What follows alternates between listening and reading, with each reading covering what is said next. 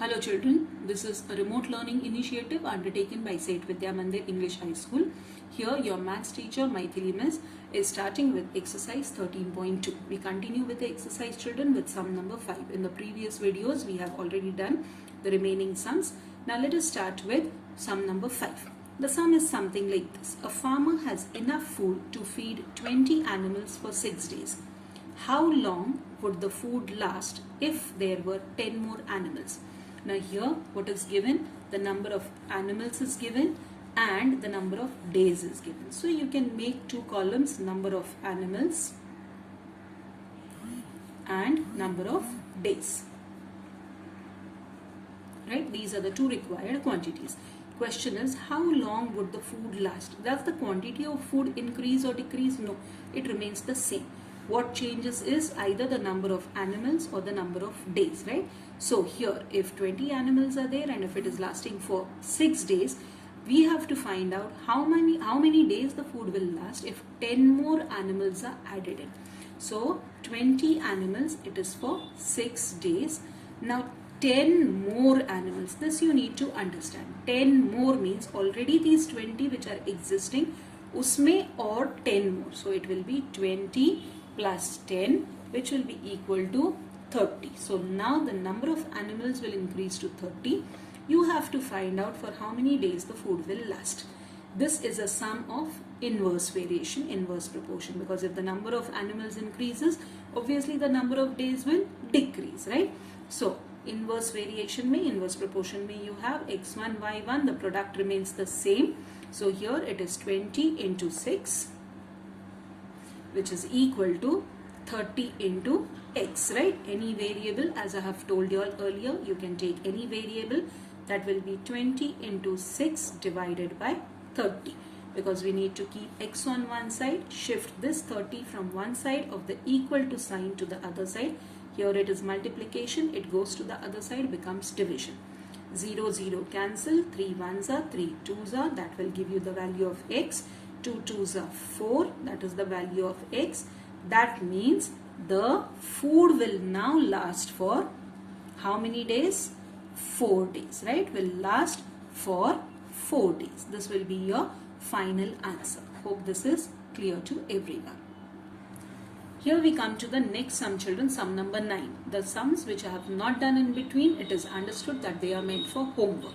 Let us start with the 9th sum. A car takes 2 hours to reach a place at a speed of 60 kilometers per hour.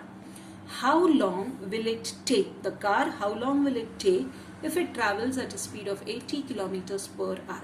Now here what is given to us? The time taken and the speed of the vehicle. So you can take time and speed. These are the two quantities which are provided to us. If the car is taking 2 hours at a speed of 60 kilometers per hour, the destination does not change, it remains the same, only the speed and the time taken changes. You have to find out how long will it take if the car is traveling at an increased speed, that is 80 kilometers per hour. To understand this, children, remember one thing, the distance here, it remains the same. This is the distance from point A to B, right? The person has to travel from point A to B. If he is traveling at a lesser speed, the time taken will be more, right? He will require more time because the distance is not changing.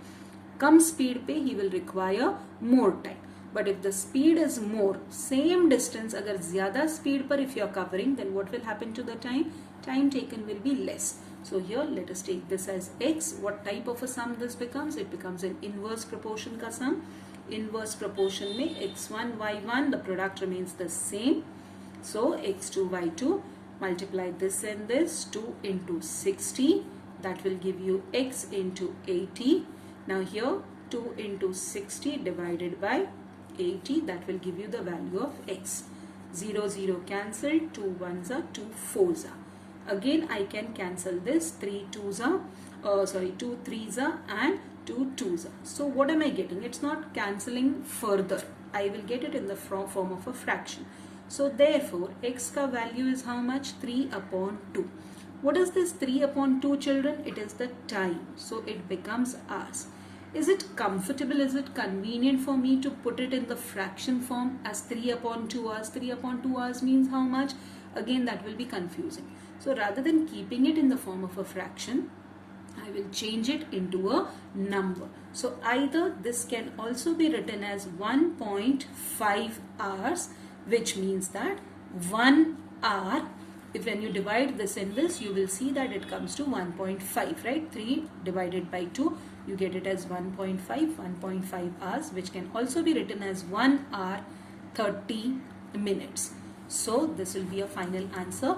You will write, or what will be the time taken, how long will the car take? So it will be taking, the car will take 1 hour 30 minutes to cover the same distance at a speed of 80 kilometers per hour. Hope this is clear to everyone. Let's come to the next sum. 2 persons can fit windows in 3 days. In this, we have 2 parts. In the same sum, we have 2 parts. We are given 2 people, that is 2 persons are required to fit a window in how much time? 3 days. You are given, first part of the question is one of the person fell ill, means out of 2, 1 is gone. So before the work started, how long will the job take? So what do we have now? 2 quantities, number of people and number of days.